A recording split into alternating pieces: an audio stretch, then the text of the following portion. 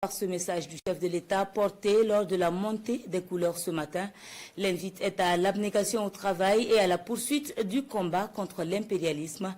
Le capitaine Ibrahim Traoré s'est également prononcé sur les relations entre l'Afrique et la France en réponse aux propos du président français. On écoute un extrait. Je vous souhaite très bonne et heureuse année 2025 à travers vous donc à tout le personnel travaillant à l'institution président du Faso. Je souhaite que 2025 soit une année pleine de santé pour vous, votre famille et vos proches, pour que vous puissiez donner le maximum de vous-même dans le travail pour le bonheur de notre peuple. Que 2025 soit une année où vous verrez tous vos projets donc couronnés de succès, de prospérité et surtout que tout au long de l'année, que Dieu guide donc notre action, nous protège et veille sur nous.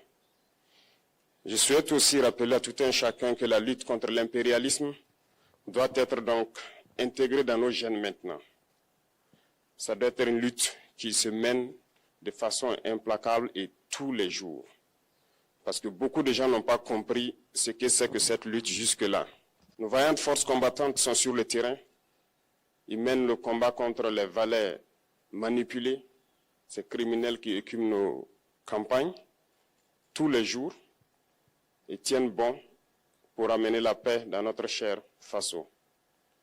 Autant ils le font, nos masses populaires laborieuses, que sont les agriculteurs, les éleveurs, se battent aussi également pour qu'on puisse atteindre l'autosuffisance alimentaire à travers donc l'accompagnement de tous les techniciens du ministère de l'Agriculture.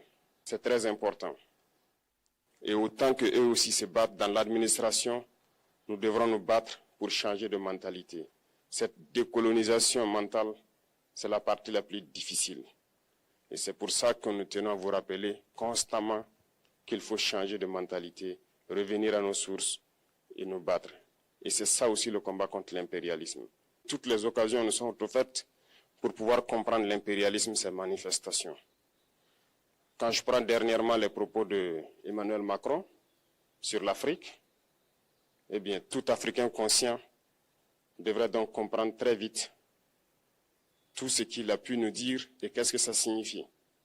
Le général Tchani a dit il n'y a pas longtemps du changement donc de tactique ou de stratégie des forces françaises en Afrique, et je pense qu'il est venu le confirmer. Il s'agit de dissoudre et de garder un dispositif socle.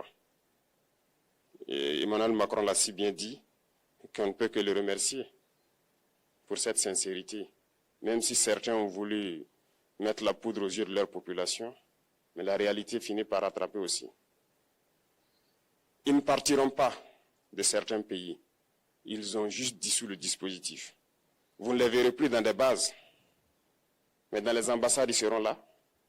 Ils vont constituer des sociétés de sécurité pour sécuriser leurs sociétés qui existent dans ces pays-là. Mais les soldats seront là, mais vous ne les verrez plus en tenue ou rassemblés dans des bases. C'est tout ce que ça veut dire. Ils vont se réorganiser, mais seront là. Il a parlé de politesse vis-à-vis de certains chefs d'État en leur donnant la primauté d'annoncer donc la rupture ou le départ des forces françaises. Ça nous importe peu, on peut dire, mais tout ce que nous savons, c'est que si vous voulez une rupture avec ces forces impérialistes, c'est simple, on dénonce les accords. Tout commence par là-bas. Et je pense que l'exemple du Tchad, en tout cas, est palpable. Ils ont commencé par dénoncer les accords. Sinon, si on ne dénonce pas les accords, juste dire que les bases quittent, on n'a rien fait. Parce que le problème se trouve dans les accords coloniaux de défense qui ont été signés depuis l'indépendance. Le plus dangereux n'est pas ceux-là que vous voyez dans les bases. Le plus dangereux, ce sont les conseillers militaires. Les conseillers militaires existent dans tous ces pays. Ils ont existé au Burkina aussi jusqu'en fin 2022, jusqu'à ce que nous prenions nos responsabilités. Et qui sont ces conseillers militaires? C'est ceux-là qui sont censés mettre en pratique la politique de la France ici. Ils doivent travailler à rendre nos armées très faibles pour que la France puisse toujours avoir l'argument d'exister ici. Sous Blaise Compaoré, ils avaient réussi. Nos sentinelles prenaient donc la garde avec des bâtons. C'est ça que la France veut de nos armées.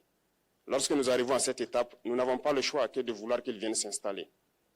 Mais l'armée burkinabé a réussi à un moment donné à se débarrasser des conseillers militaires. Malheureusement, je pense qu'en 2019, après l'opération Otapuano, où ces Français ont vu que l'armée burkinabé a encore une capacité de réagir au terrorisme, ils ont appelé le chef d'état-major en France, ils l'ont instruit de reprendre les conseillers militaires dans toute la structure. Eh bien, il n'a pas accepté, mais au retour au pays, les politiques l'ont instruit d'accepter les conseillers militaires. Et c'est là que les conseillers militaires sont revenus dans l'armée burkinabé en 2019. Avec toutes les conséquences qu'on connaît, l'armée était en train de disparaître dans les années 2020-2021. Et d'ailleurs, c'est le moment où beaucoup de militaires ont dû déserter parce qu'il n'y avait plus d'espoir. On était en train de s'effondrer. Voilà un peu comment ils travaillent. À l'état-major général des armées, dans tous les états-majors d'armée, dans les écoles, c'est eux qui sont censés dicter la politique de notre armée. C'est eux qui nous disent combien recruter, quand recruter et qu'est-ce qu'il faut en faire. Ils sont dans les écoles pour nous dire comment il faut les former et ainsi de suite. Tant que ces conseillers militaires sont là, vous n'êtes pas indépendant. Votre armée aura juste l'apparence d'une armée qui sera là en train de faire des parades, du cirque. Mais lorsque viendra la guerre, vous vous rendrez compte que la parade, c'est une chose, mais la guerre, c'est une autre chose. Il faut rompre les accords. C'est la seule façon d'avoir une armée indépendante et se construire, être fort. Mais beaucoup de gens ne le comprennent pas peut-être. Et même avec ces accords, la France choisit dans nos États des élèves officiers pour aller les former. C'est à travers ces mêmes accords. Mais en réalité, ces officiers qui partent se former pour la plupart, pour la France, ils viennent pour servir l'État français dans leur pays. Ils ne viennent pas pour servir nos pays. Ils les forment pour qu'ils viennent servir les intérêts de l'État français. J'en veux pour preuve. Lorsque nous nous sommes révoltés, beaucoup d'officiers au Burkina qui ont été formés en France ont été immédiatement contactés pour leur dire que c'est le moment de se mettre en action parce que vous avez été formés pour ça, pour servir les intérêts de la France. La plupart de ces officiers nous ont rendu compte, nous avons pris acte et nous continuons de suivre. Lorsque un officier formé en France arrive dans son pays et par malheur meurt soit par accident ou bien sur le champ de bataille, en France, il y a une nuit d'hommage aux morts dans l'armée, comme partout ailleurs. À la nuit d'hommage aux morts, on cite le nom de l'officier en question et on dit « mort pour la France ».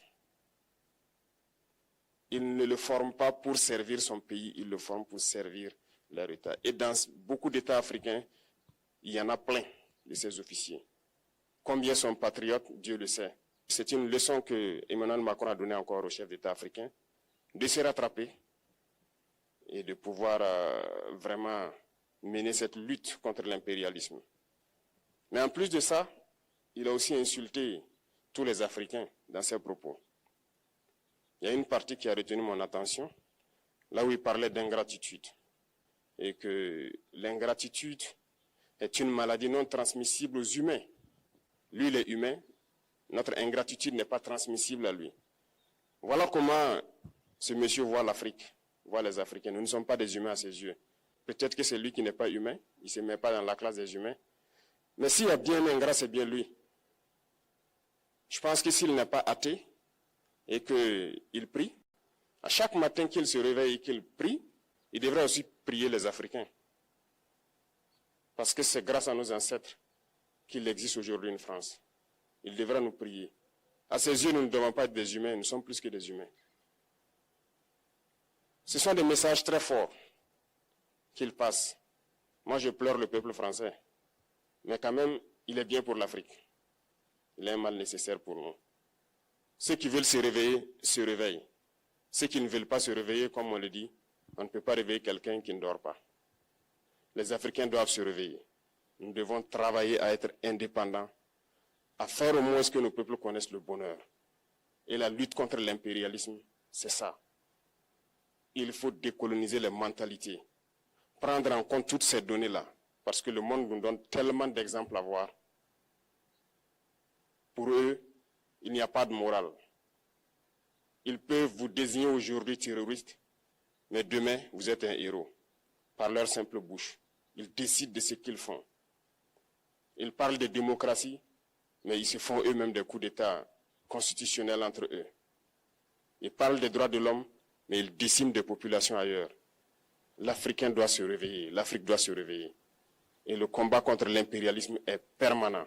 Et je vous invite à incorporer ce combat, à travailler en sorte que nous soyons réellement indépendants, que nous soyons autosuffisants et que nous puissions nous développer, connaître le bonheur, ce à quoi notre peuple aspire. Merci, je vous souhaite une très bonne journée, une très bonne semaine et une très bonne année. Et que, à la fin de cette année 2025, en faisant la rétrospective, nous devrons nous dire que nous avons apporté un grand plus à notre nation. Merci beaucoup à tous, que Dieu vous bénisse et que Dieu protège notre chère patrie. La patrie ou la mort, nous vaincrons.